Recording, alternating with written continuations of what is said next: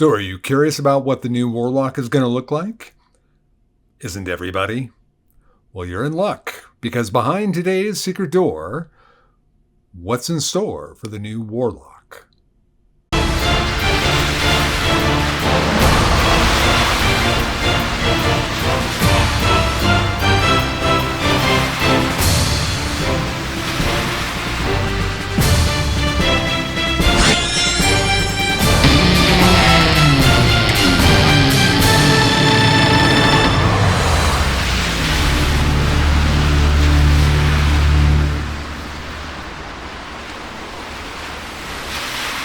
So behind today's secret door, what's in store for the new Warlock? This is Secret Door, a channel devoted to in-depth discussions about Dungeons & Dragons, and my name is Matt Morich. Before we get started, I have started a Patreon. If you're interested in supporting the channel, it would be greatly appreciated and much needed. The link will be in the description and in the pinned comment. Okay, so you may or may not have seen this, but a video was released, an interview with Jeremy Crawford. This was just the other day. And Jeremy Crawford has been doing this. He's been releasing these interviews on a class-by-class basis of what to expect in the new player's handbook. And this last video was on the Warlock. And since most of my audience seems to really love Warlocks, I decided let's just do a video about what I think about what I saw. So I can't stress this enough. This is the first time I've ever done anything which is just going off my own gut with just a minimal amount of thought. I mean, I've given it some thought, but it just happened. So I can't pretend I've been thinking about this for a week, 2 weeks. And normally I spend an enormous amount of time on thought before I even come to a video. So this is just what I gathered from watching the video a couple of times and thinking about it. Also, please note that I did not pay any attention at all to what was going on in the playtest. I stopped doing that a long time ago because I found that it just became counterproductive. That as a player with the play, I playtested in the playtest when the 2014 handbook came out. I was in the original playtest on that. And after that, I just stopped paying attention because it just becomes frustrating. And I don't want to sit here and complain about what the Warlock could have been or what it should, or whatever class could have or should have been based on what you saw in the playtest. I'd rather deal with what we actually have. So if it sounds like I'm ignorant of certain things, I probably am, because I wasn't paying any attention at all to what was going on in the playtest. So getting right to what Jeremy Crawford had to say. So some of the changes, I'm just going to be touching on what I feel are the big points here. It's a 30-minute interview, so I don't want to spend an enormous amount of time going over every little thing, but I'm going to hit on what I saw and what I think that this means for the Warlock. So the first thing is, at second level, you get an ability called Magical Cunning. Now, this is a big shift for the Warlock because the Magical Cunning feature is going to allow a Warlock to recover a spell slot without taking a short rest or a long rest. What this is going to mean effectively is that it's going to expand the envelope for how a Warlock plays. So if you are of a mind that you want to, let's just take invisibility as an example. Let's say you're a third level Warlock and you've got invisibility. You've got 2 spell slots, presumably. That's what they'll still have. I have to run on a lot of presumptions here because all I have is what Jeremy Crawford described. They didn't show up even any kind of blurb of text at all as to what the rule was that he was referencing. So presumably the Warlock will still have two spell slots. So in this case, if you're a third level Warlock with 2 spell slots and you have invisibility and you're in a dungeon, let's say, let's say you come across that moment where invisibility would be really helpful, very, very useful. But you're in a dungeon. And that means 2 things. That means it's a combat-rich environment. And it means that taking a short rest could be dicey because you just don't know when you're going to be able to get one. So before Magical Cunning, it would almost be off the table to consider casting a utility spell like invisibility. But now that you've got that extra slot that you can access easily, it makes it a bit easier to justify casting that spell. In addition to that, aside from utility casting, that's of course going to expand your ability to be relevant in combat casting leveled spells without having to just constantly be looking for short rests. So at third level, you would have essentially 3 spell slots. Granted, you can only use the magical cunning once a day, but you would have those 3 spell slots for that time in the dungeon to be able to work with and manage how you're going to approach each encounter. So it's flexibility, and that's a nice thing for the Warlock to have. Naturally, because of the nature of how a Warlock casts, that spell slot is going to, of course, be at the highest level that the Warlock can cast, because it's pact magic. That means you're going to get a lot of bang for the buck from magical cunning. So this is I don't want to get overreactive in anything I'm talking about here, because we just don't know very much. All we know is what Jeremy Crawford is teasing us with in these interviews, and that's very important to remember.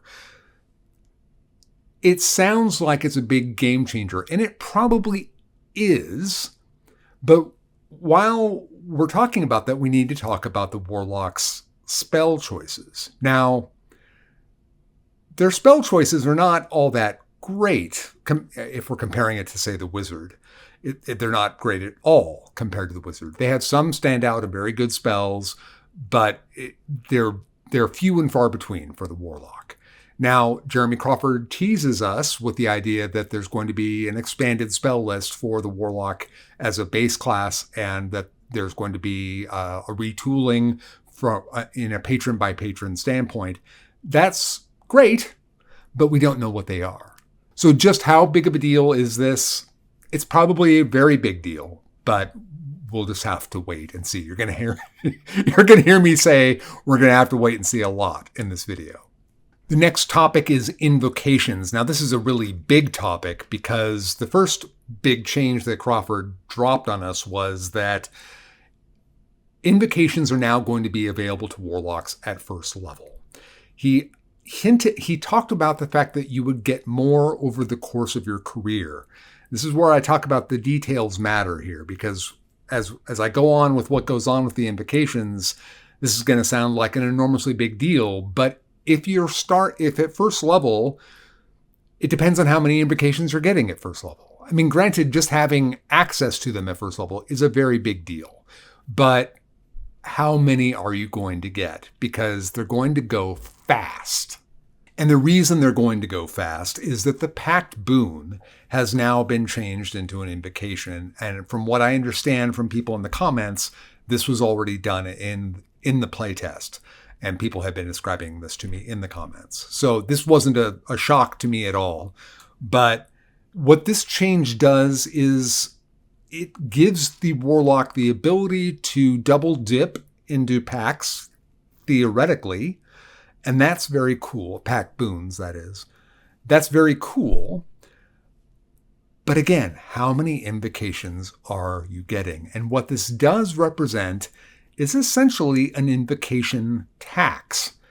So while it is more flexible, Crawford teases us that you will get more Invocations over the course of your career, but what does that mean? When do you get them? Now, based on everything he's describing with this, I'm assuming that they're going to give you more right from the beginning, and it'll just continue to march along, and you'll have more overall. How much more? I don't know. So you will essentially be able to take Pact of the Chain with an Invocation. You'd be able to take Pact of the Tome or Pact of the Blade with an Invocation. He did not mention, strangely enough, Pact of the Talisman.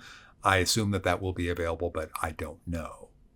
I would have to presume that it is, and it's entirely possible that I missed it. I did watch the video several times, and I was taking notes as I went, but it's possible that I just missed it. Now, it should be pointed out, because when you talk about Invocations with Warlocks, the feeling is, well, I'm going to have this, I'm going to have all the Invocations that I want, but that isn't the way it actually plays out. When a Warlock character is starting, it's very difficult to pick which ones you're going to prioritize, pick which ones you're going to take. And he did hint that there, or not hint, but he's said specifically that there's going to be more level requirements on the Invocations because of the fact that they're offering them at first level. He gave reasons for that, but I think that the obvious reason is to restrict multiclassing. Not restricting the ability to multiclass, but so that anyone who is just taking a one-level dip in Warlock is not just going to be able to just go and grab invocations that would be hyper valuable. Now, on the subject of the packed boons, he talked vaguely about changes with Pact of the Tome and Pact of the Blade, but he was a bit more specific with Pact of the Chain. And I only mean a bit, and that is that there is an expanded list of familiars available. That's great and all. This expanded list is fantastic, and I hope I hope that the stats on them are great. It's pointless to even discuss what they are, because I don't want to get excited about any particular one of them or get you overly excited about any one of them. Because frankly, to me, it's still going to come down to how much worse is it than the Imp? That's really the question that is going to come with the Pact of the Chain familiars. So I really want there to be as many viable options for a Warlock using Pact of the Chain.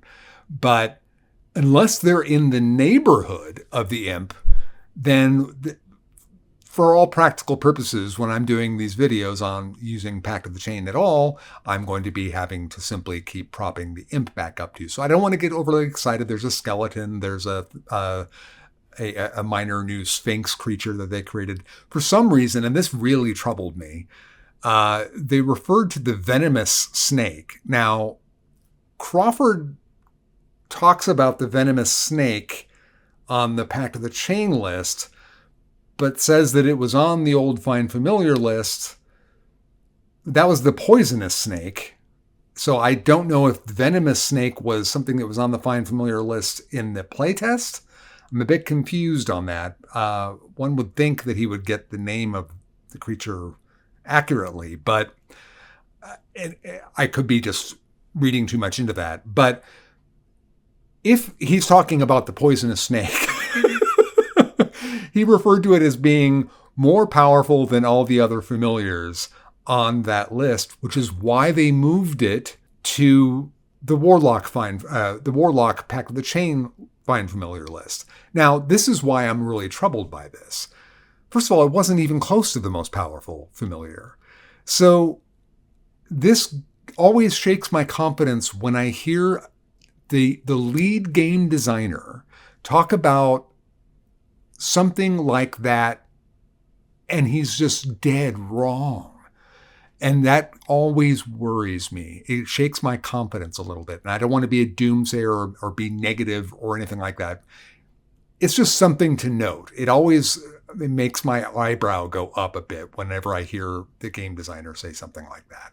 So anyway, there is an expanded spell list, or an expanded familiar list. The fact that there's a skeleton on it is very theoretically cool. That little new Sphinx creature that they've created in this new player's handbook sounds great. There's a slod tadpole, if I remember correctly.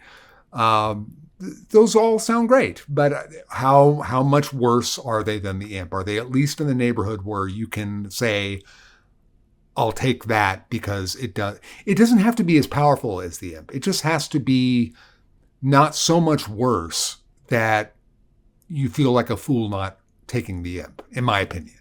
But all that being said, it is very cool to have an expanded list of options. I would have to presume that at least one or two of them will be viable, one would hope. Now let's get into the next invocation topic, which is the big one in my opinion, and that is that there is a new invocation created called Lessons of the First Ones. And when you take this invocation, you are able to take one of the origin feats. Now, the origin feats are essentially what I have been referring to, and I thought they were going to be referred to as background feats, but I'm assuming now that they're called origin feats. In that conversation in the interview, They referenced feats such as skilled and tough, which we knew, but they're mentioning alert and lucky. Now, like I said, I wasn't part of the playtest, so I don't know any of this stuff. But if alert and lucky are options, those are two of the most powerful feats in the game. So if you, theoretically, if this is a feat that's an invocation that's available early on, theoretically, you could have a character that has alert, a warlock character that has both alert and lucky. You could take one for your origin and then take, at first level, take the invocation if that's available. He didn't say when Lessons of the First One is available, but the invocations are available at level 1. So theoretically, you could have a character with alert and lucky and be a completely just non-human race, non-custom lineage race, and start with two of the best feats in the game. Now, that's great and it sounds magnificent, but here's the thing. So how many invocations are you going to get at first level, and where are they going to need to go according to your build? So I again, while my brain immediately jumps to what are the most powerful ways to use that, there may be things that are required for you to take. Obviously, there are things like presuming that Agonizing Blast is still a thing, Repelling Blast is still a thing, Eldritch Mind is still a thing. Now, that's a good point here to bring up, is Eldritch Mind, which I have always viewed as a pretty much a required invocation, a must-have, I should say, invocation. Now that there's this invocation, would you rather have Lucky or would you rather have Eldritch Mind? Now, you could have both, of course, but again, there's a limited amount of invocations. And if you're wanting to take Lucky via the invocation, it's a bit of a stretch to think that you'll be able to do something like that until your character is pretty advanced in level. But I could easily see wanting to take Lucky. I mean, obviously, Lucky is more powerful than Eldritch Mind, but Eldritch Mind is going to give you that advantage on those concentration saves without limit. Lucky is going to allow you to have those 3 rerolls on anything. So definitely more powerful, but limited. And Eldritch Mind is going to be more reliable for the thing that you may be wanting it for to begin with. But I could easily see taking Lucky in a lot of my recommendations. Okay, so he talks somewhat about, he talked about patrons. And from what I gather, there's 4 patrons in the new player's handbook. There's the 3 from the original, and they're adding the Celestial. It didn't sound to me, let me just get the Celestial out of the way here, because he talked about the Celestial, but I didn't really hear any changes. I may have missed something again, but I didn't catch anything that was a change. Everybody's going to be changed in terms of how what their spell lists look like, and et cetera, et cetera. And he did mention that all patrons' spell lists are now going to be additional spells that you always have known, that you don't have to pick those from your spells known. You always know them. You always have them prepared or whatever. So there isn't really much for me to comment on with the Celestial. With the Archfey, he talked that they're adding in they're really going after the teleportation aspect, and with Misty Step being usable, castable by the Warlock, the Archfey Warlock, a number of times a day is what he said. Now, I presume that means proficiency bonus, but it might be tied to your charisma, but I'm assuming it's going to be your proficiency bonus. He also mentions that there will be added effects to when an Archfey uses Misty Step. Whenever they cast Misty Step, whether it's through that ability to cast it multiple times a day, or if they just cast it, period, that there are effects added to it. And he likened it to what the Eladrin can do, but as he said, taking it to 11. Now, what does that mean? I don't know. He does mention one effect, which is that it could turn you invisible. Okay, but here's the thing. The way he described using it would imply that its Misty Step is being cast as a reaction spell. If that's the case, that's even better, of course. But if it is a bonus action spell, as it always has been, or rather I should say, if if the Archfey is casting the Misty Step through that class feature, is it a bonus action or is it a reaction? The way he describes it, it would only be useful from how I gathered if it were a reaction cast spell. So I don't want to get too excited by these ideas because we don't know exactly how mechanically they're going to work out. But if the effects are better than what the Eladrin gets and you can cast it multiple times a day, that's obviously really good and very, very useful. That's all they kept talking about, though, was teleportation. It's possible I missed another point, but it was just teleportation for the Archfey.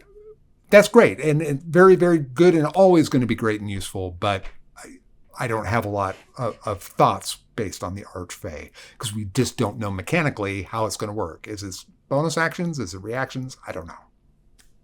And then we get to the Great Old Ones. Now, he was a bit more specific here with the Great Old Ones, and I would have to say that of all the things that he described in this, what they are doing with the Great Old Ones not only changes the Great Old Ones from a very questionable, to be polite, patron to pick, but a potential powerhouse patron for the Warlock.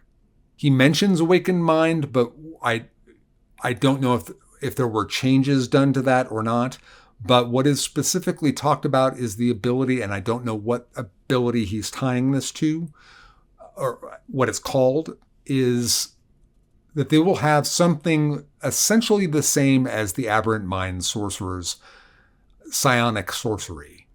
When a Great Old One's Warlock casts an enchantment or an illusion spell, they do so without visual or somatic components. Now, that change from Aberrant Mind being enchantment and divination to enchantment and illusion is dramatic. Illusion spells, first of all, divination spells, there's a couple that they're good, they're fine, but illusion is potentially... I get excited about this idea, but I don't want to get you overexcited about this because this is really DM dependent. How good this will be entirely depends on how your DM plays with illusion, and DMs famously, it's like a coin flip, basically, of whether a DM's going to be playing nice with illusions or not. But even if your DM, if you're wanting to do a Great Old Ones Warlock, and even if your DM is of the mind to be negative towards illusions or just be really rough with them, it's going to be harder on the DM to pull that off when you're doing it without any tip at all that it was cast. Now, it should be noted that technically speaking, there's a rule in Xanathar's that if the spell has a material component, that it can still tip off that a spell is being cast.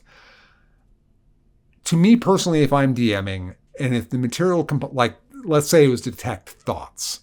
Detect Thoughts has a material component. It's a copper coin.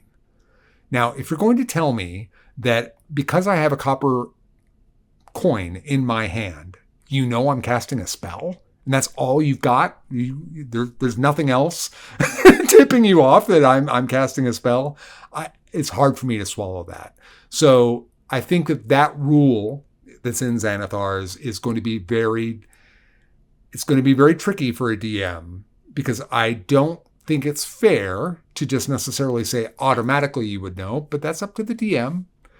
And it's going to be something that a Great Old Ones Warlock is going to have to contend with. This is true with Aberrant Mind as well. They had to deal with this. But because illusion is going to be so much more accessible and desirable to pick if your DM plays it all nicely with it, the ideas of being able to do this on a whim, if there's no restrictions, if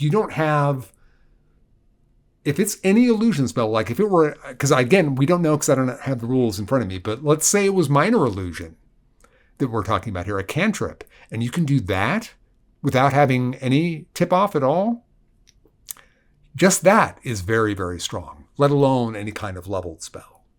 Now, this also gets to another point that was brought up in the course of discussing the Great Old Ones, he talks about Eldritch Hex, and he referred to it as their empowered hex. Now, this is really difficult for me to discuss intelligently because I don't know what the rule is.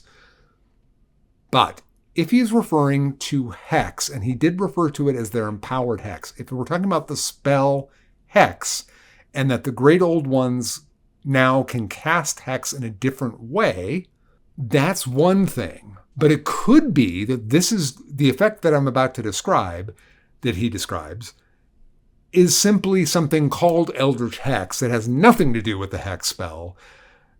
And they're just simply doing that in somewhat of a similar way that the Hexblade's curse or something like that. Maybe they're just using the word hex in this. I don't know what to think. But regardless of whether it's the hex spell or just the name of this class feature, when you use it, you pick an ability that the opponent has, and they, like wisdom, etc., and they now have disadvantage on those saving throws. Now, I tend to think that this is tied to hex, the spell. And I want to talk about that for a minute here, because this is even more baffling. Now, first of all, of course, that's really powerful, right? I mean, we all can agree being able to just hand out disadvantage on saving throws is enormously, potentially powerful. But here's what's so weird about this if it's tied to hex. The hex spell is that, okay, so if it's the hex spell, as a bonus action, I put it on you and I say wisdom saving throw. You have disadvantage. You don't get a saving throw against this. If it's the hex spell, there's nothing you can do about it. Fine and well. Okay, great. But now let's back up for a minute and think for a second. So what does this actually mean? Now, I've used my bonus action to give you disadvantage on a saving throw, but I had hex operating to do this, presumably. So I've now got hex on you, but I'm going to cast a spell that doesn't have an attack roll, which will actually be useful to have hex on you, to take advantage of the fact that you have disadvantage on a saving throw. Because if I cast a saving throw spell on you, you're going to have disadvantage. But if I cast a saving throw on you, I don't get any of the benefits from hex because it's not an attack roll. Very weird. Now, kind of strangely, ironically, I don't know if that's the right use of ironic, but you get what I mean.